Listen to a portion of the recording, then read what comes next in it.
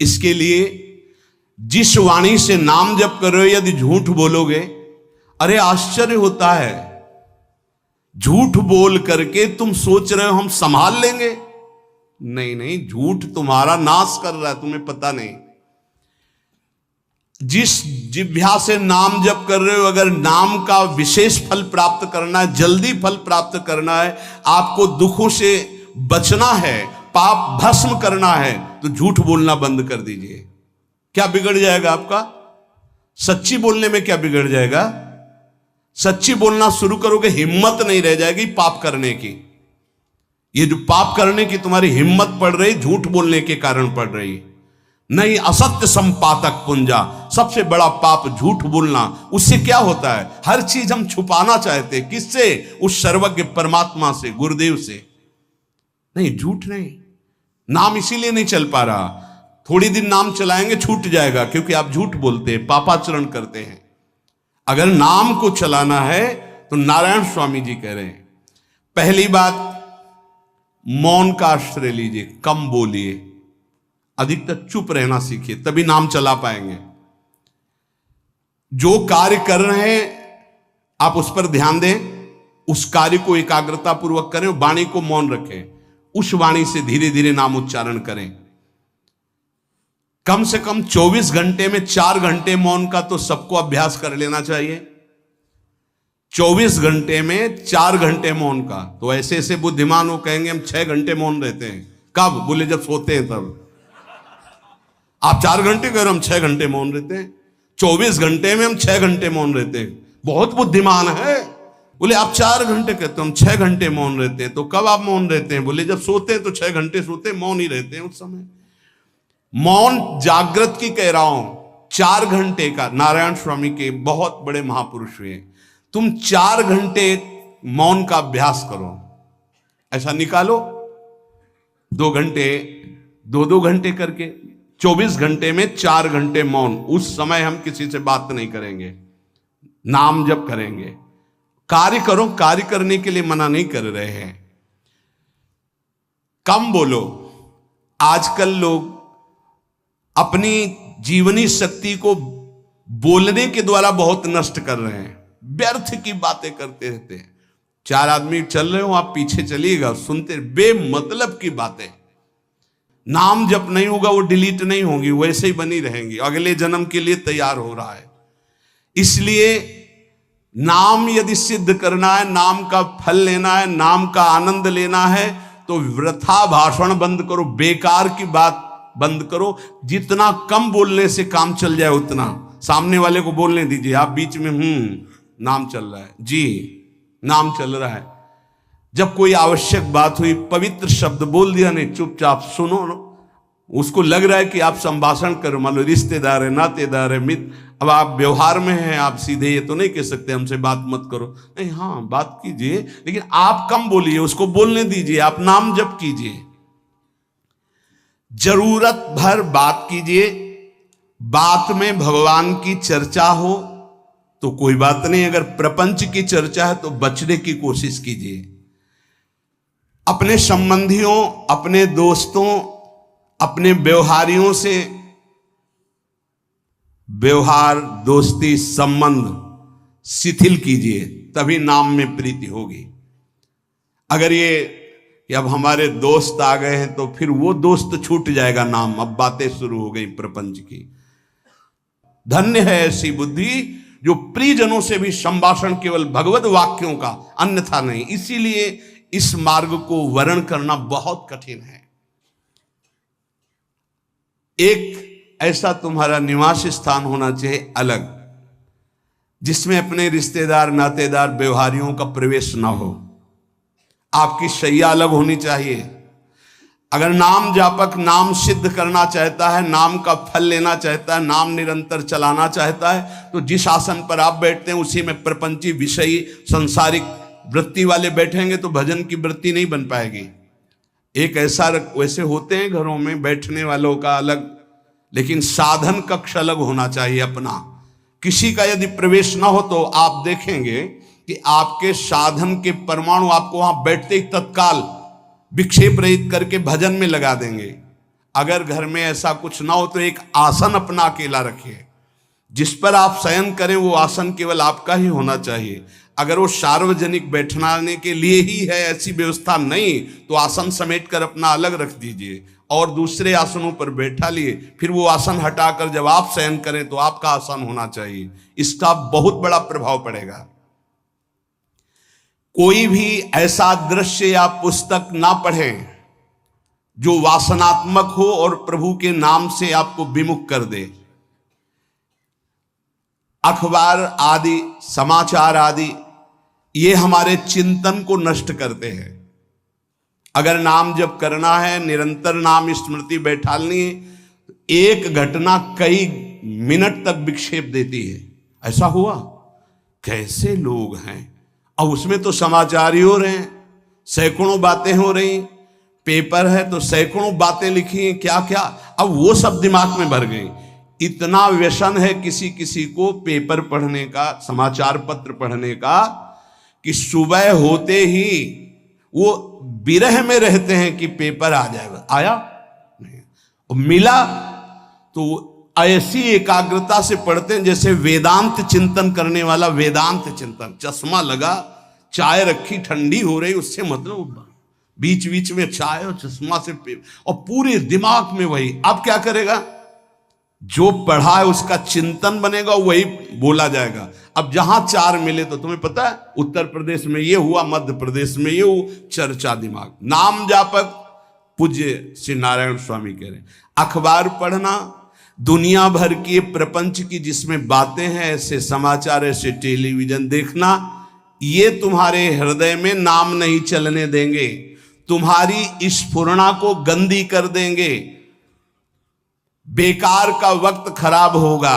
इसलिए अगर आपको पढ़ना ही है तो धार्मिक ग्रंथों को पढ़िए, अपने इष्ट संबंधी ग्रंथों को पढ़िए नाम जपने के लिए। किसी को कभी वचन न दें। पांचवा, बहुत बहुत पॉइंट की बात करें, यदि आपने किसी को वचन दे दिया और पूरा नहीं किया तो भजन का फल वहां जाएगा, ध्यान रखना। यही हमसे सब त्रुटियां होती रहती है अपने लोगों से। जाओ आज से बाद वचन दे दिया, हम ऐसा नहीं करेंगे, नहीं करेंगे चाहे मर जाएं। पर अपने लोग ऐसे फिसड्डी हैं कि शाम के वचन देते हैं और सुबह फिसल जाते हैं। 2-4 दिन बहुत बहुत चला, फिर फिसल जाते हैं। बोले कसम से आज से ऐसा नहीं करेंगे। तो आप इसको खिलवाड़ न समझें, आपके सुकृत नष्ट हो रहे हैं, वासना आपके सुकृतों को नष्ट कर रही। दूसरा, जैसे आपने किसी से कहा कि मैं शाम के 5 बजे आ जाऊंगा, तो 5 बजने में 5 मिनट कम होने पर आपको पहुंच जाना चाहिए, 5 मिनट ओवर होने पर नहीं, उसके पहले ही आपको ऊपर। यह संतों के जीवन में देखा गया है। समय का बहुत बड़ा जीवन में अस्तित्व है। अगर आप किसी को समय दें, फिर उसमें प्रमाद स्थिति नहीं होनी चाहिए। 5 मिनट पहले पहुंचिए। समय दिया है किसी को तो 5 मिनट पहले उसको इंतजार ना करना पड़े। रात को सोते समय नाम जापक उपासक विचार करें, मेरा नाम किन किन कार्यों में छूटा, मेरे से कौन कौन सा पाप हुआ, मैंने कौन सी आज गलती की जो नहीं करना चाहिए, और उसे डायरी में नोट करें। नारायण स्वामी कह रहे हैं दूसरे दिन सावधानी पूर्वक वो गलतियां ना होने पावे जो हमने आज की। जब उपासक सत्य बोलना स्वीकार करता है तो उसके हृदय में डर जागृत हो जाता है। ध्यान रखना, डर ये माया के द्वारा प्रेरित है। अगर व्यापार में सत्य बोलेंगे तो पैसा अधिक नहीं आएगा, अगर हम सत्य बोल दिए तो डांट लगेगी, अगर हम सत्य बोल दिए तो सब लोग जान जाएंगे मैं ऐसा गंदा हूं। सच्ची मानिए, सत्य बोलने का नियम ले लीजिए, आप निष्पाप हो जाएंगे, आप महात्मा बन जाएंगे अंदर से। कोई भी पापाचरण आपके जीवन में नहीं रह जाएगा। भगवान का नाम सत्य है, उस नाम को चलाने के लिए झूठ बोलने वाला नाम को कैसे चला सकता है। सत्य बोलने से यदि तुम्हारा नुकसान हो रहा है तो तुम सह जाइएगा। नारायण स्वामी कह रहे हैं उससे बड़ा लाभ आपको श्री भगवान प्रदान करेंगे। आप सत्य बोलिए। आजकल भगवान पर विश्वास नहीं, इसलिए झूठ पर विश्वास है। कलयुग की ऐसी प्रेरणा है कि सब झूठ बोलने लगे हैं। कोई डरता ही नहीं झूठ बोलने में, पूरा का पूरा।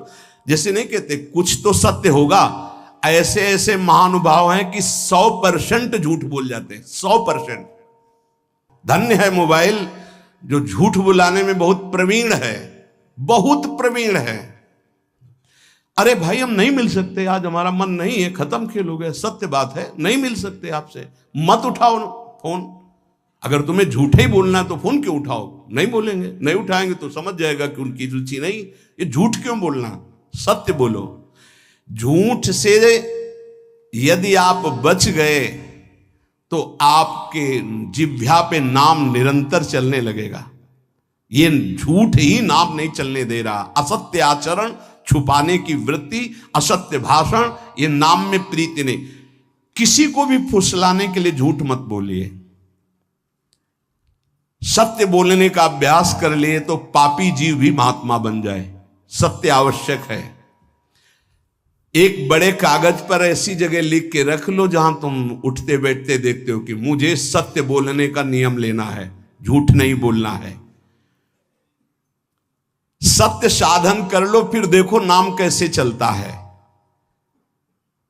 तपस्या, बड़े बड़े पुण्य, बड़े बड़े तीर्थ स्नान उतना पवित्र नहीं करेंगे जितना सत्य बोलने से होगा। पर बहुत कठिन है इस समय सत्य बोलना। मतलब बात बात पे असत्य का ही वर्ताव हो रहा है, असत्य का अच्छा, ये कोई संसारी आदमी में नहीं, कुछ ऐसे होंगे जो सत्य की वार्ता करते नहीं। प्रायः क्या जाता है, झूठ बोलने में बोल दिया और सामने वाला राजी हो गया, हम निकल गए। लेकिन सत्य ना होने के कारण आप में सत्य आचरण, सत्य स्वरूप भगवान का नाम, भगवान को कहा गया सत्य नारायण, वो नाम नहीं चलेगा। भजन करने का पहला साधन है सत्य बोलना। जबान से सत्य बोला जाए। और भजन की संख्या प्रारंभ में जरूर लेनी चाहिए। यदि 10 माला का नियम लिया, 20 माला का नियम लिया, तो उसे निर्वाह करो। जैसे यहां शरणागति मंत्र मिलता है तो 11 माला प्रारंभ में दी जाती कि आपको करना ही है, ज्यादा हो जाए वो ठीक, 11 से कम वो कभी जीवन में नहीं। अपने जीवन में गुरु आज्ञा 11 माला तो करनी है, हर समय करना है। पर ये मन थोड़े दिन तो नियम में चलेगा, इसके बाद छोड़ देगा। दीक्षा तब लेनी चाहिए जब गुरु आज्ञा पे चलने की हिम्मत हो, नहीं तो ऐसे ही नाम जपो करो। जब नियम मिल गया 11 माला तो चाहे प्राण निकल जाए, हमको 11 माला पूरे करने, प्राण निकलने तक गुरु आज्ञा का पालन करना है। यदि आप नाम जब अधिक मात्रा में नहीं करेंगे तो जो आपको नाम मिला है उसका फल आपको अनुभव में नहीं आएगा। क्यों? क्योंकि नाम का हिस्सेदारी होती है, भजन की हिस्सेदारी होती है। जैसे किसी ने प्रणाम किया, वो भजन लिया। गृहस्थी को इसीलिए मना किया कि रास्ते में परिक्रमा मार्ग में हलवा पूड़ी ये सब बट रहा है, हाथ मत फैलाओ।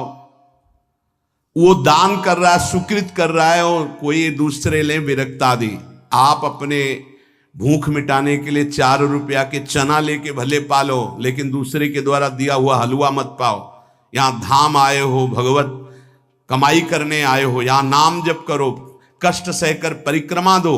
हो सके 4 रुपए की वस्तु लेकर के आप पशु पक्षियों को पवा दो, किसी एक का पेट भर, तुम मत पाओ दूसरे का। तुम चाहो तो उपवास कर सकते हो, या प्राण पोषण के लिए रूखा सूखा थोड़ा खा लो। ये दूसरे के आराम से धाम में हम आए 2-4 दिन खूब खाए पिए नहीं, भागीदारी हो जाएगी तुम्हारे पुण्यों की। वहां ऐसे फ्री नहीं है कुछ। भजन का भागीदार राजा भी होता है, जिसके राज्य में रह रहे हैं। जो अन्न देता है वो भजन का, जो वस्त्र देता है वो भजन। इसीलिए गृहस्थ को कहीं कुछ भी स्वीकार नहीं करना चाहिए। ये बहुत ध्यान रखिए। अगर आप कहीं तीर्थ साधु आश्रम कहीं जाते हैं, कोशिश कीजिए कि किसी से सेवा ना ले, और अगर सेवा ले तो उसके अनुसार फिर अर्थ दे दे। अगर आपने वहां भोजन पाया, पान पाया, तो उसके अनुसार सोच ले कि अगर हम इतना खरीदते तो कितने का मिलता, वो दे दिया तो आपका भजन बच गया। कभी आपको कोई प्रणाम नमस्कार करे, तत्काल बराबर प्रणाम करो। किसी को अपना भजन का हिस्सेदारी नहीं, सबका मंगल हो। ये भजन जितना बढ़ेगा तो आपको भगवदाकार कर देगा। दिन रात 24 घंटे में 21,600 श्वास चलती है।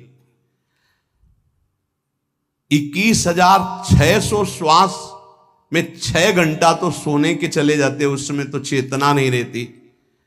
अब हमको अगर 21,600 नाम हमको जपने को मिल जाए तो हमारी हर श्वास सार्थक हो जाए। जो हम 5-6 घंटा सोते हैं उसमें जिनका अभ्यास है तो बात अलग है, नहीं तो वो व्यर्थ जाती है। तो हमें एक श्वास में कई नाम जपने का अभ्यास करना चाहिए, जिससे 200 माला फेरने पर ये 21,600 श्वासों की गणना पूरी होती है। अगर हम 200 माला का नियम ले तो इतना हो सकता है। तो हमें लगता है अगर हर समय माला नहीं ले सकते तो श्वास वाली माला बहुत अच्छी रहती है। श्वास में 4 बार खींचो, 4 बार नाम लेते हुए छोड़ो। दूसरा साधन, एक छोटी माला ले ले, जो आजकल तो काउंटर चला है, काउंटर में ज्यादा सुविधा संसार के क्रियाओं में रहने वालों को होती कि किया अपनी जेब में डाल लिया। तीसरा साधन वो बहुत कठिन है, मन की वृत्ति से नाम जप करना। माला, श्वास और मन की वृत्ति, उसमें श्वास की भी गणना का ध्यान नहीं रहता, उसमें केवल चिंतन होता है, चल रहा है। पर ये आखिरी स्थिति होती, इसी के बाद वो परिपक्व अवस्था होता है। जिह्वा से धीरे धीरे नाम उच्चारण करते हुए ये पहला अभ्यास है। प्रारंभिक को एकदम मानसिक में नहीं पहुंचने की चेष्टा करनी चाहिए, 2-4 नाम के बाद मन प्रपंच में फंसा देगा। दूसरा अभ्यास कंठ से में, जैसे हम जिह्वा से राधा वल्लभ श्री राधा वल्लभ श्री राधा वल्लभ श्री, इसे वाचिक जप कहते हैं। मंत्र नहीं होगा, ऐसे नाम होगा। फिर उपांश ऐसे, फिर कंठ से चलता है, फिर हृदय से चलने लगता है, फिर नाभि से चलता है। जिसका नाभि से चलने लगता है उसका परावाणी के द्वारा भजन, वो सिद्ध पुरुष कहा जाता है। 4 वाणी, परा, पश्यंती, मध्यमा, वैखरी। वैखरी जो बोल रहे हैं, जो कंठ से, फिर हृदय से पश्यंती, परा नाभि से, मूलाधार केंद्र से लेकर के संपूर्ण ब्रह्मांड में इसमें नाम गूंज रहा है, वो सिद्ध पुरुष का होता है। पहला अभ्यास जिह्वा हिला करके शुरू करें, राधा राधा राधा राधा। फिर कंठ से, कभी हमारे सदगुरुदेव भगवान को देखना, अगर कोई आ गया और बातचीत का हुआ तो यहां से तत्काल चलता दिखाई देता है ना, कंठ ऐसे ऐसे हिलने लगता है कंठ। अगर शांत बैठे तो फिर नहीं दिखाई दे। अगर कोई है आसपास तो इतनी तीव्रता लगन होती कि कहीं छूट ना जाए नाम। कंठ से विशिष्ट अभ्यासी का, फिर हृदय से परिपक्व अभ्यासी का, और नाभि से सिद्ध महापुरुष का, परावाणी से चलता है। अगर 1 वर्ष तक जिह्वा से अभ्यास किया जाए, ये मैंने किया है, नारायण स्वामी कहते हैं, तो दूसरे वर्ष में कंठ से प्रारंभ हो जाता है। 2 वर्ष कंठ से चले तो अगला हृदय से प्रारंभ हो जाता है, और हृदय से 3 वर्ष चले तो फिर नाभि से 7 वर्ष में नाम सिद्ध हो जाएगा। अगर नियम पूर्वक झूठ ना बोले, सत्य आचरण करे, ऐसे नाम जप करे। हम ये कहते हैं कि चलो थोड़ा धीमे ही सही, पर 12 वर्ष में तो आपको सिद्ध हो जाना चाहिए। 12 वर्ष, यहां बोले 30 वर्ष के 50 वर्ष हो गए साधन करते हो, ज्यों कहते हो कोई परिवर्तन नहीं। इसका मतलब अंदर से नाम नहीं चलाया जा रहा, नाम में रुचि नहीं। 12 वर्ष में तो भगवत साक्षात्कार करके जागृत स्वप्न सुषुप्ति अवस्था पर विजय प्राप्त कर लेता है साधक। ऐसा ही स्वामी जी ने किया। नारायण नारायण नारायण नारायण नारायण, ऐसी सिद्धावस्था हो गई थी। एक टाट की लंगोटी, एक रस्सी कमर में, बस। बड़े ही उच्च कोट और बहुत बड़े अरब खरबपति घर के बालक थे। सारी सिद्धियां उसके पैरों में लौटने लगती हैं, जिसका नाभि से भजन प्रारंभ हो जाता है, परावाणी से। अजपा जाप उसे ही कहते हैं। जो नाभि से होता है। अजपा जाप करने वाले उपासक में जो अजपा जाप करने की चाह रखते हैं, पहला भोजन पर ध्यान दे, सात्विक भोजन, पवित्र भोजन। भाई नाम का स्वाद नहीं मिला तो कुछ लोग जो है बहुत प्रसन्न होते हैं जब सांसारिक पदार्थ आता है। बड़ी कृपा श्री ठाकुर जी की रही है कि इस विषय पर जो है बहुत परिपक्व किया है। रोटी नहीं मिली, ये रबड़ी रसगुल्ला की तो बात जाने दो। गंगा का किनारा, गांव में जाना नहीं, जो आकाश वृत्ति से वो आ जाए वही। आप लोगों को तो रोटी तो मिल रही है। पहला नाम सिद्ध करने के लिए भोजन सात्विक और थोड़ा, अगर एक समय पाके निर्वाह कर लो तो अच्छा, नहीं तो 2 समय, 3 समय पाने का तो अधिकार ही नहीं साधक को। भगवान की बड़ी कृपा है, जब भूख थी तब था नहीं, और जब है तो भोजन नहीं पा सकते। वो बड़ा लीला बिहारी है। जब भूख थी तब भोजन नहीं, और जब भोजन है तो नियम कानून इसके लग गए हैं, ये इतना इतना। दूसरा, पहला भोजन पर पवित्र। देखो नाम जप के लिए बहुत आवश्यक है। यही जीवन है कि अगर आप नाम जप करने लगे तो हमारा बोलना, हमारा जीना सार्थक हो जाएगा। अगर नाम जप आपको करना है तो पवित्र भोजन होना चाहिए। 2 टाइम भोजन पाना है तो थोड़ा थोड़ा पाओ, पेट ना भरने पाए, ऐसा ना लगने की वजन बढ़ गया है। वजन बढ़ गया है तो भजन घट गया है, वजन घट गया है तो भजन बढ़ गया है। देखो तुम्हारे संसारिक संबंधी माता पिता चाहेंगे कि तुम्हारा चिकना शरीर होना चाहिए, हष्ट पुष्ट होना चाहिए, लेकिन हम चाहेंगे कि तुम्हारा भजन पुष्ट होना चाहिए, भगवदाकार वृत्ति होना चाहिए। शरीर तो आज है, कल नहीं रहेगा, चाहे जितना चिकना कर लो। संसारिक माता पिता के प्यार में और गुरु के प्यार में यही अंतर है। वो आपके स्वरूप को पुष्ट करेगा तो शरीर तो अपने आप, मन प्रसन्न है तो वो स्वस्थ है, अस्वस्थ होने पर भी स्वस्थ है। अगर शरीर स्वस्थ है और काम वासना है, नाना प्रकार की चिंताएं, ये थोड़ी माता पिता दूर कर पाएंगे। वो तो तपस्या और साधना से ही दूर होती है, ध्यान रख लीजिए। अधिक भोजन पाना, शरीर को बहुत पुष्ट बलवान कर लेना, तो हर इंद्रियों को भोग देना पड़ेगा आपको।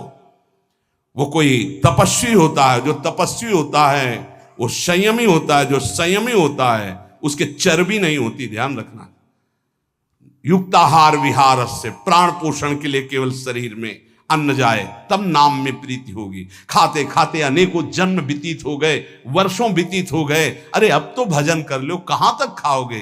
ये नरक कुंड है, डाला विष्ठा बन गया। नींद, एक नियम बना लो कि इतना ही सोना है। पता नहीं सोने में कौन सा सुख, नींद में केवल एक बात का सुख होता है, आपका संसार का चिंतन नहीं होता, तो आप जो शांत रहते हैं वो सुख होता है, लेकिन वो तमोगुणी सुख है। अगर आप जागृत में संसार का चिंतन न होने दें और भगवत चिंतन कर रहे हैं तो आप महापुरुष हो जाएंगे। सो सो के जीवन क्यों बर्बाद करते हैं? एक टाइम रखिए सोने का, बस। ये कोई तुम्हारा सुख नहीं है, ये तमोगुणी सुख है। निद्रा आलस्य प्रमादोत्तम तत्तामस मुदाहृतम। और एक बात समझ लो, यद तज्ञे विस्मि परिणामे अमृतोपमम।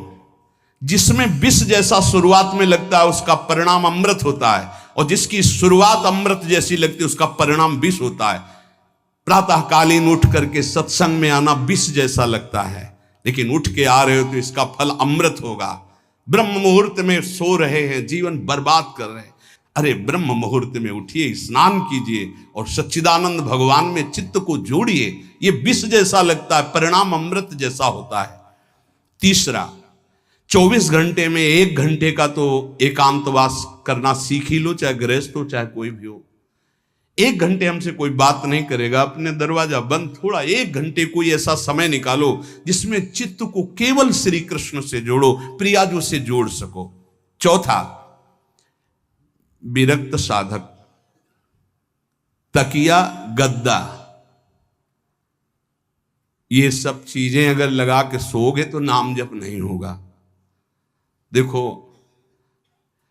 हितधाम में कुशासन और एक ईंट कुशासन के नीचे, सर्दी में ओढ़ने के जो हमारे कंबल थे वो आटे का बोरा बलराम जी ला के दे थे। जीवन को यदि आप कसौटी पे नहीं कसेंगे तो भजन नहीं होने वाला। अब तो शरीर रोग से ग्रसित है, आप चाहे जहां रखो चाहे जैसे रखो, प्रिया जो जाने। जब तक हमें भगवदाकार वृत्ति ना हो जाए तब तक विषयों को स्वीकार नहीं। ऐसे हैं साधक, बड़ा सुख मिलता है।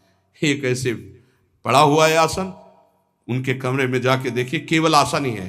कितने ऐसे साधक राधा के कुंज में रहते हैं जिनकी चटाई केवल है, न तकिया है, न गद्दा है, न कोई। उसी चटाई को ऐसे खड़ा कर दिया, बिछा लिया, बस उसी में पड़े, भोजन मिला पा लिया, ऐसे रह रहे हैं। कमरे में देखो जाके तो ऐसा लगेगा कि इसमें कोई रहता ही नहीं, कुछ है ही नहीं, केवल चटाई है। तकिया गद्दा विशेष विलासिता की वस्तुएं तो नाम जप नहीं होने वाला, ध्यान रखना।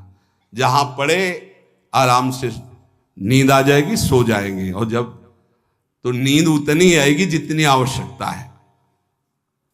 भजन का खजाना तिजोरी में रखें, कभी किसी से बताएं नहीं कि आपका भजन कितने माला कितना होता है। पूज्य नारायण स्वामी जी कह रहे हैं,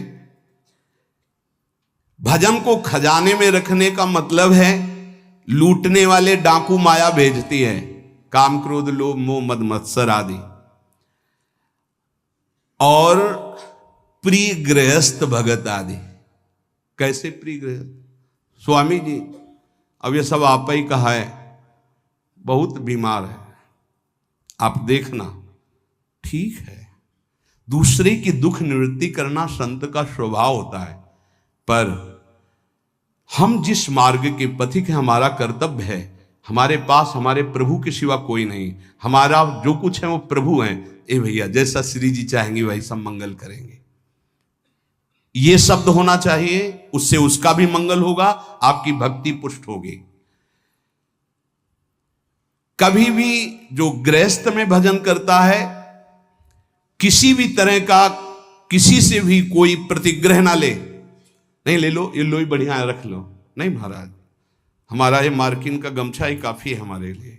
नहीं नहीं नहीं, ये प्रसाद पाल, हाँ इतना किनका दे दीजिए, भगवत प्रसाद है, ये हमारे लिए पर्याप्त। गृहस्थी में अगर आप भजन करते हैं तो अपने भजन को बचाने के लिए किसी से भी दान पुण्य, किसी का भी बट रहा है वो स्वीकार न करें, किसी से प्रणाम नमस्कार, किसी से अपनी सुविधा सेवा स्वीकार न करें। और जो विरक्त है उसको ध्यान रखना चाहिए कि हमारा जीवन केवल जगत मंगल के लिए विश्वेश्वर भगवान को समर्पित जीवन है। ना हम किसी को शाप दे सकते हैं, ना किसी को वरदान दे सकते हैं।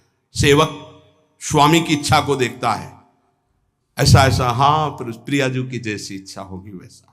नहीं, आप ऐसा नहीं, प्रियाजू का बस जबान से कभी ना किसी के प्रति शाप का, और ना हरिराम व्यास जी ने कहा है कि शाप और वरदान हमारे स्वामी की, तो हमें हर बार में यही बोलना है, जैसी प्रियाजू की इच्छा, जैसी श्यामाजू की इच्छा। नहीं, आप कुछ कह दीजिए तो राधा राधा राधा, नहीं कैसे मंगल होगा, आशीर्वाद दीजिए राधा राधा राधा, बहुत संभाल के। महात्माओं को इस बात में सावधान रखना चाहिए कि ये माया ममता का रूप धारण करके तुम्हारी तिजोरी को खाली कर देगी। खजाना लूटने के लिए माया बहुत अनुभवी महापुरुष है, सेवक के रूप में आती है, खास सेवक बनकर। आज तक जहां दगा हुआ है तो खास से हुआ है।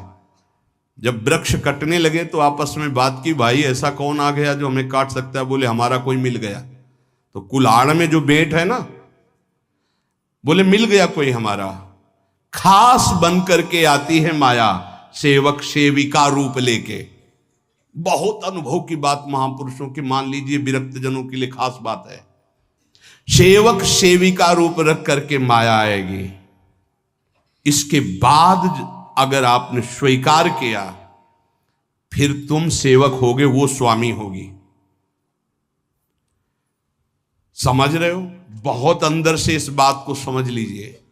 अगर आपको भगवत प्राप्ति करनी है तो जब तक शरीर में श्वास रहे, सेवा मत स्वीकार करना किसी की। कपड़ा धुलाना, खाना पीना, भीख मांग के खाओ, भिक्षा अन्न, या आकाशवृत्ति से जियो, जैसे मना ना कपड़ा धो पाओ तो उतने पहनो जितना धो पाओ। किसी को अपनी सेवा में प्रवेश मत होने दो। अपने शरीर की सेवा, अपने जीवन की सेवा जब तक श्वास है तब तक स्वयं करो, नहीं तो तब लग जोगी जगत गुरु, जब लग रहे निराश, जब आशा मन में भई, जब गुरु और जोगी दास। इसलिए होश में परमार्थ के पथिक को कभी किसी की सेवा नहीं लेनी चाहिए, कभी किसी को सेवक नहीं बनाना चाहिए। भगवत भाव से नेकी कर दरिया में डाल, उपदेश दे दिया, चल अपने मार्ग में। जीवन की ये बात हमारी अनुभव की मान लीजिए, अगर निर्विघ्न पंथ निर्वाह करना है तो कभी किसी को यहां सेवक न बनाया जाए। सेवक सेविका के रूप में स्वीकार करने वाले साधु का हृदय आग की तरह जलने लगता है। जो जिंदगी भर निश्चिंत और निर्भय रहा, उसे भयभीत और चिंतायुक्त होना पड़ता है। अपने भजन को खास तिजोरी में रखे, अपने में जो सिद्धियां जागृत हो कभी प्रकट ना होने दे, उनका कभी प्रयोग ना करे। एक एक शब्द पर ध्यान देना, उसी को भगवत प्राप्ति होती है जो अपनी सिद्धि को प्रकाशित नहीं करता। ये माया त्रिशंकु की तरह लटका देती है, न स्वर्ग में न भूमि में।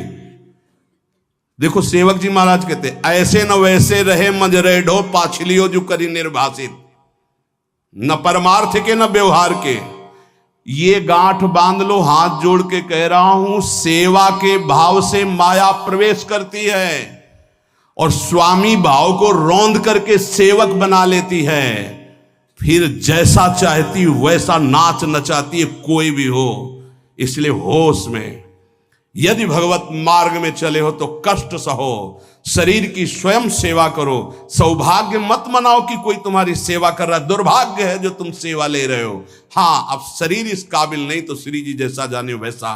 जब तक पानी उठा के पीने लायक हो तो किसी से पानी मत मांगना, किसी को अपना मत बना लेना। जब तक भगवत साक्षात्कार ना हो किसी को शिष्यत्व में मत स्वीकार कर लेना, नहीं तो बात समझ लेना, आगे खुद आपको समझ में आ जाएगा। किसी भी तरह से अपनी तिजोरी को ना खुलने देना तो भगवत साक्षात्कार हो जाएगा। बोले नहीं, हमारा तो परहित की भावना और प्रचार करना है, तो है क्या तुम्हारे पास प्रचार करने के लिए? परहित की भावना के लिए है क्या तुम्हारे पास? जब तक सर्वत्र श्री कृष्ण का अनुभव नहीं हो जाता तब तक उसमें कोई सामर्थ्य नहीं होती। और जब सर्वत्र वासुदेव का अनुभव करता है तो उद्धार किसका करना है? विचार करके देख लीजिए। फिर वो स्वांता सुखाए तुलसी रघुनाथ गाथा। इसलिए भजन के खजाने को बचा के रखो। रूखा सूखा टुकड़ा खा करके गंगा जल यमुना जल का आचमन करके जीना सीखो। अच्छे अच्छे पदार्थ सामने होने पर वही पदार्थ स्वीकार करो जिससे तुम्हारी जिह्वा रुचि ना कर पावे। ये दुष्ट है, इस दुष्ट को दंड दो। नारायण स्वामी जी ने कहा है, आगे हमने कल चिंतन में पढ़ा था, कह रहे हैं कि हमने इसको कैसे वश में किया। जहां गरम जलेबी बनती थी वहां खड़े हो जाते थे, कहते देखो कितनी बड़ी हाल है, नहीं मिलेगी तुझे, चलो। पूरी बाजार में घुमाते थे और कहीं भी इसको नहीं। और अगर संयोग वसात मिल जाती थी तो गंगा जल में फेंक देते थे। हरिद्वार में नारायण स्वामी जी गंगा जल में फेंक देते। हाँ, बहुत बढ़िया बीठी, ये ले। अपने हृदय को पावन रखने के लिए इसी जन्म में भगवत प्राप्ति के लिए आहार को सुधारा जाए और निरंतर नाम जपने का अभ्यास किया जाए।